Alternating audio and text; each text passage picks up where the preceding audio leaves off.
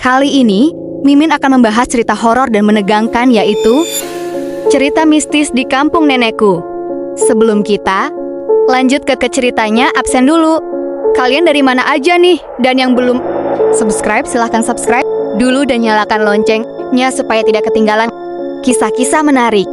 Selanjutnya, semoga kalian yang udah subscribe, aku doakan semoga lancar rezekinya, dipermudah segala urusannya, dan diberi umur panjang dan kesuksesan. Amin. Dan tulis di kolom komentar seru ceritanya, dan boleh request ya, cerita apa lagi yang akan Mimin buatkan. Oke, ini dia kisah selengkapnya. Libur semester kemarin, aku dan keluargaku memutuskan untuk mengunjungi kampung halaman nenek yang sudah bertahun-tahun tak pernah kami singgahi lagi. Perjalanan memakan waktu hampir seharian, melintasi jalan berkelok, melewati hamparan sawah yang menghijau, hingga akhirnya masuk ke jalan tanah yang sempit dan berdebu. Kampung itu terletak di pelosok desa yang jauh dari keramaian kota, dikelilingi rapat oleh hutan bambu yang berdesis jika ditiup angin. Suasananya sangat tenang, bahkan terasa terlalu sunyi. Jauh berbeda dari hiruk-pikuk tempat tinggalku. Bahkan sejak mobil kami berhenti di halaman rumah nenek, bulu kuduku langsung merinding tanpa sebab yang jelas. Seolah ada mata-mata yang sejak tadi mengawasi kedatangan kami. Rumah nenek terbuat dari kayu jati tua yang warnanya sudah menghitam dimakan usia. Berdiri kokoh di pinggir ladang jagung milik beliau. Bangunannya khas rumah Jawa kuno dengan atap limasan yang menjulang tinggi dan teras luas yang lantainya terbuat dari ubin bata merah yang sudah kusam. Di dalam rumah, udaranya terasa sejuk namun lembab. Di setiap sudut tergantung lukisan tua, benda-benda keramik kuno, dan perabotan kayu yang ukirannya begitu rumit. Aku berjalan perlahan menyusuri lorong rumah, seolah sedang melangkah masuk ke dalam lembaran masa lalu yang terlupakan. Saat malam tiba, keheningan menyelimuti seluruh kampung. Tak ada suara kendaraan, tak ada tawa orang, hanya suara jangkrik yang riuh, gemerisik daun bambu yang saling bersentuhan, dan angin malam yang bertiup pelan, membawa bau tanah basah serta aroma dedaunan kering. Sesekali dari kejauhan terdengar suara burung hantu melengking panjang, membuat suasana semakin mencekam. Saat makan malam, nenek menatap kami satu persatu dengan tatapan serius. Malam ini jangan ada yang keluar kamar setelah jam 9, ucapnya pelan namun tegas. Sekarang malam Jumat Kliwon, banyak dari mereka yang sedang berkelana. Kita tidak boleh mengganggu ketenangan mereka. Aku hanya tersenyum dalam hati, menganggap itu hanyalah mitos belaka yang sering diceritakan orang tua zaman dulu untuk menakut-nakuti anak kecil. Tengah malam, saat semua orang sudah terlelap, aku terbangun karena rasa haus yang luar biasa. Dengan langkah hati-hati, aku melangkah keluar kamar menuju dapur untuk mengambil air minum. Saat melewati ruang tengah yang remang disinari cahaya bulan, aku melihat sesuatu. Sebuah bayangan gelap melintas begitu cepat di sudut ruangan. Bentuknya tak jelas, namun terasa sangat besar. Aku berdiri membeku di tempat, napas tertahan. Gelas di tanganku terasa dingin menyentuh kulit. Suasana begitu sunyi dan berat, seolah udara di sekelilingku menekan dada. Dan aku yakin sekali ada sesuatu yang sedang berdiri diam, mengawasiku dari kegelapan. Detak jantungku berpacu kencang seolah mau melompat keluar. Tanpa berpikir panjang, aku berbalik dan berlari sekuat tenaga kembali ke kamar, lalu mengunci pintu rapat-rapat. Paginya, dengan ragu aku menceritakan kejadian itu kepada nenek. Beliau tidak terkejut sama sekali, hanya tersenyum tipis sambil mengelus pundakku. Mereka sedang lewat ke tempat lain, cucuku. Selama kamu tidak menghalangi jalan mereka dan tidak menoleh, mereka tidak akan menyakitimu, ucapnya lembut. Aku masih bingung, siapa sebenarnya yang dimaksud nenek. Tapi rasa takut membuatku tak berani bertanya lebih jauh. Hari kedua, saat matahari mulai turun ke barat, aku bermain sendirian di kebun belakang rumah. Di sana tumbuh pohon mangga besar, pohon beringin, dan semak belukar yang tingginya melebihi badanku. Di sudut paling ujung kebun, ada sebuah sumur tua yang mulutnya tertutup papan kayu, lapuk dan ditumpuki batu-batu besar. Kata nenek, sumur itu sudah puluhan tahun tak dipakai karena dianggap angker. Konon dulunya ada orang yang hilang tak berbekas di dalamnya. Sore itu aku iseng duduk di dekat sumur sambil memainkan ranting kering di tanah.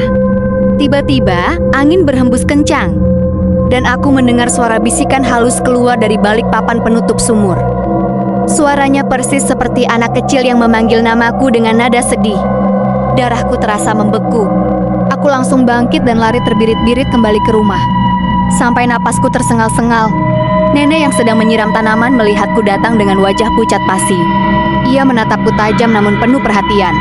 Sudah kubilang jangan mendekat ke sana. Apa yang ada di dalamnya tidak suka diganggu, tegurnya lembut tapi tegas. Malam itu aku tak berani melangkah keluar kamar sama sekali. Tepat tengah malam, suara aneh kembali terdengar, kali ini seperti suara wanita yang menangis terseduh-seduh, sayup-sayup namun sangat jelas terdengar di telinga. Dengan rasa penasaran yang bercampur takut, aku mengintip dari celah jendela. Di bawah pohon mangga tua yang cabangnya menjuntai ke tanah, berdiri sesosok perempuan tinggi besar mengenakan kebaya putih lusuh. Rambutnya hitam panjang, menutupi seluruh wajahnya hingga ke dada. Ia berdiri diam tak bergerak, menghadap lurus ke arah jendelaku. Aku langsung menutup jendela dengan cepat, menarik selimut hingga menutupi seluruh tubuh, dan tak berani bergerak lagi sampai pagi.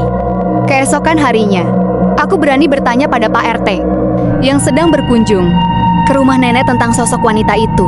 Ia mengangguk pelan, lalu bercerita bahwa warga sekitar sering melihat sosok yang sama menjelang malam, terutama saat bulan purnama atau malam Jumat Kliwon. Mereka menyebutnya Mbok Ayu, penunggu pohon mangga tua itu. Konon dulu ia adalah penari ronggeng yang sangat cantik, namun meninggal secara tragis di bawah pohon itu setelah ditinggal pergi oleh orang yang dicintainya. Katanya lagi, Mbok Ayu sering muncul untuk memanggil anak-anak atau remaja yang suka bermain larut malam. Belum lama ini, ada anak tetangga yang pulang terlambat dan melihat sosok itu. Seketika anak itu menjerit histeris, lalu kesurupan seharian penuh. Sejak kejadian itu, tak ada satupun warga yang berani keluar rumah setelah matahari terbenam. Hari ketiga, aku dan adikku bermain petak umpet di ruang tengah. Karena ingin tempat persembunyian yang aman, aku masuk ke dalam lemari kayu besar yang sudah lama tak dibuka, berdiri di balik tumpukan kain sarung tua. Saat mataku mulai terbiasa dengan kegelapan di dalam lemari, aku melihat sesuatu. Di celah pintu yang sedikit terbuka, ada sepasang mata yang menatapku lekat-lekat. Wajahnya pucat pasi, matanya kosong melompong tak berkedip, dan bibirnya tersenyum miring. Aku menjerit sekuat tenaga hingga terdengar oleh seluruh penghuni rumah. Ayah segera berlari masuk dan membuka pintu lemari itu lebar-lebar. Tapi di dalamnya kosong melompong. Tak ada siapa-siapa selain aku dan tumpukan kain. Namun saat itu udara di sekelilingku tiba-tiba berubah menjadi sangat dingin, dan aroma bunga melati yang sangat harum semerbak memenuhi ruangan. Padahal aku tahu benar, di rumah nenek tak pernah menanam atau menyimpan bunga melati. Malam terakhir kami di kampung, aku sudah tak berani tidur nyenyak. Aku berdoa panjang lebar sebelum memejamkan mata, berharap tak ada lagi gangguan. Namun sekitar pukul 2 dini hari, aku terbangun lagi. Terdengar suara ketukan pelan dari dinding. Kamar, tak, berirama, teratur dan terus berulang. Aku mencoba membangunkan adik yang tidur di sebelahku, tapi ia seolah tak mendengar apa-apa dan tetap terlelap pulas. Perlahan ketukan itu semakin keras. Lalu disusul suara bisikan berat yang terdengar tepat di samping telingaku. Buka pintunya. Aku ingin masuk. Tubuhku mendadak kaku. Tak bisa digerakkan sedikit pun. Seolah ada beban berat yang menindih seluruh badanku. Aku panik. Keringat dingin membasahi punggungku. Entah bagaimana caranya, aku berusaha mengumpulkan tenaga dan melafalkan doa perlindungan dalam hati. Sekuat tenaga. Perlahan rasa berat itu menghilang. Suara bisikan dan ketukan pun lenyap seolah tak pernah ada. Seketika aku bisa menggerakkan tubuhku kembali. Aku langsung menarik selimut rapat-rapat dan memejamkan mata. Tak berani membukanya sampai cahaya pagi menyelinap masuk lewat celah pintu. Saat sarapan, nenek menyodorkan sebuah kalung sederhana yang terbuat dari potongan kayu berwarna gelap. Pakai ini, jangan dilepas sampai kamu sampai di rumah, katanya lembut. Ia tak perlu bertanya, beliau sudah tahu apa yang kualami semalam. Mereka sebenarnya tidak jahat, tambahnya pelan. Mereka hanya kesepian dan ingin dikenali keberadaannya. Tapi itu bukan berarti kita boleh sembarangan mengganggu dunia mereka. Ketika mobil kami melaju meninggalkan halaman rumah nenek, aku menoleh ke belakang sekali lagi. Aku merasa lega luar biasa. Namun ada rasa sedih yang tak bisa kujelaskan. Kenangan tentang malam-malam di kampung nenek itu takkan pernah hilang dari ingatanku. Sampai sekarang, kadang di tengah malam yang sunyi, aku masih mendengar bisikan samar atau mencium bau melati yang tiba-tiba muncul. Sejak saat itu, aku tak pernah lagi meremehkan cerita mistis yang sering diceritakan orang-orang desa. Inilah kisah mistis yang kualami saat menginap di rumah nenekku. Jika video ini bermanfaat, mohon dukungan dengan cara like, komen, dan subscribe. Kita ketemu lagi di video selanjutnya.